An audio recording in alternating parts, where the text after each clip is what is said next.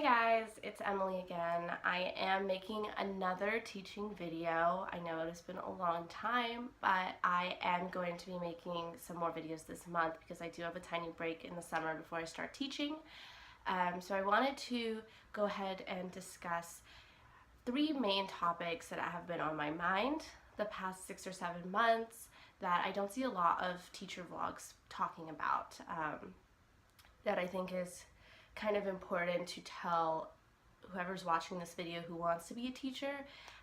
So I'm thinking of doing 3 videos to make kind of like a little mini series right now of topics I want to discuss. So the first video will be today, and then the second video will be coming up, and the final video will be towards the end of 3 weeks from now. The first topic that I want to discuss is the title of this video, which is Too Young to be a High School Teacher. Now, I am not talking about too young in age. I kind of am, but what I'm more so talking about is too young looking to be a high school teacher, which I get very often.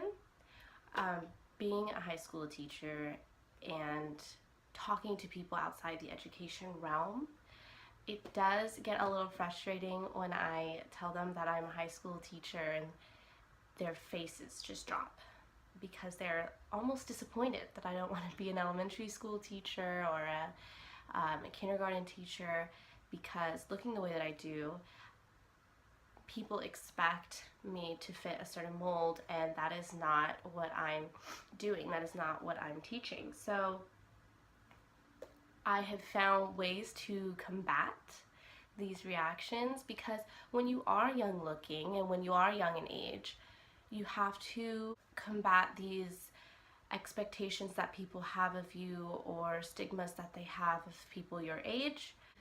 So if this is the case for you and you feel like you are nervous to go into high school student teaching, you're nervous to start your first job, you're nervous to apply and interview because you think that when interviewers see you or when students see you, they are going to walk all over you, or they're going to assume that you are just there for fun or you're not that advanced, not that serious, I have some tips that I have picked up to really own it when you go into a room and to really show people that you know your stuff, that you know what you're doing, and that they should give you a chance. Here are my tips to combat some of that negative stigma that you may get when you are applying for a job or teaching.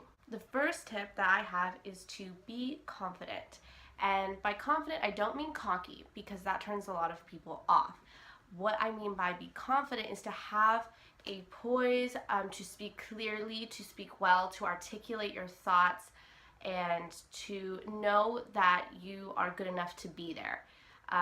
Having that attitude shows either the interviewer or the person that's inquiring about your job, or even a student, that you are confident in yourself, that you can do the job. It's very, very important that you show that.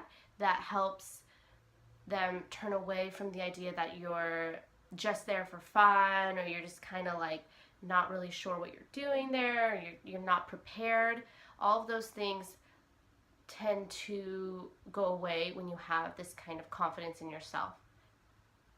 Right along with that, my second tip is to be prepared, to know your stuff. So if you're going into an interview, you should have a notebook maybe like this. Don't bring it into the interview, but prior to the interview, write out all the questions that you think they're going to ask, and then practice the interview beforehand. So for me, I took about an hour off of work where I was working out during my break, and went over all of the interview questions that I thought they would ask me. I also researched the school website, as well as things that I could get involved in, ways that I could help, and I just decided that I was going to mention some of those things. And again, that shows research, that shows that you're prepared, and that shows that you're serious about the job. And right along with that, you should know your stuff.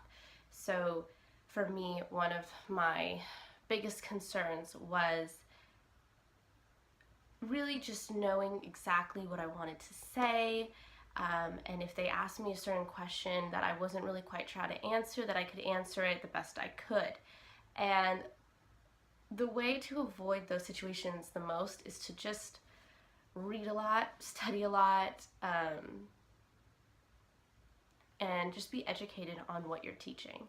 If you are, then those scary types of questions that can kind of reveal if you're prepared or not, if you're ready for your first job, or if you're just too immature, too young to handle these kinds of questions, that will go away and you will be seen as prepared and ready to go. My third tip is to show your passion. So to show your passion, I would say to get involved with other organizations, ministries, if you're in a church, showing that you really are passionate about working with kids and teaching. This might seem like a no-brainer, but just to throw that in during an interview, or to even throw that into a conversation, like, I know I look young, I know that I'm close in age with my students, but I also have a passion for this, and it's not going to go away, and this is something that I want to do with my life. Being honest with people goes a long way, and I find that they really appreciate that, because if they were once a young teacher, they remember having that same passion, and they remember being bright-eyed, bushy-tailed, and sometimes they really want to give you a chance. So I think showing your passion and being involved and showing that this isn't just kind of like a, well, I'll give it a try kind of decision is very, very important. And along with that, I would say to gain experience. So again, getting involved with things outside of school, and then also doing really well in your student teaching, so that you have good references to say how well you did. So if you're talking to an employer, they're going to call your references and they're going to ask them how you did, and you want those references to be good, because those are since you have no experience and you are young, you're going to need people that have more experience back you up. And that's why student teaching is so important, for you to do really, really well. I think it's very, very important for you to form a connection with your master teacher, or at least to show your passion to them so they know what you can do. And my last and final tip is to look professional. If I dressed like this to school, that would probably not go over well with the staff, and it would not go over well with the students. The students probably wouldn't mind as much, but when you dress professionally, it creates a barrier between you and the students, showing that you're the authority figure and they are the students.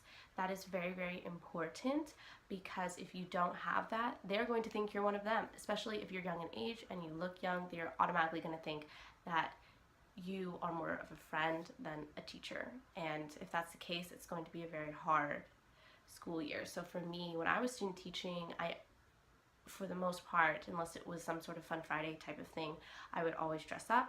I would look professional. It shows the teachers that you are serious about the job, that you take teaching seriously, and it also shows that the students that barrier that you have in place. So those are some of the things that I think are very important when you look young, or you're young in age, or you don't have a lot of experience. Those are some things when you're interviewing, maybe when you're even in front of students, or just having a conversation with someone new and they're kind of surprised that you're a high school teacher. These are some of the things that you can utilize to make it easier and to show your confidence in this job. So thanks for listening, and the next video will be coming out very soon. If you have a question or you want me to talk about another topic, you can just comment. Thanks.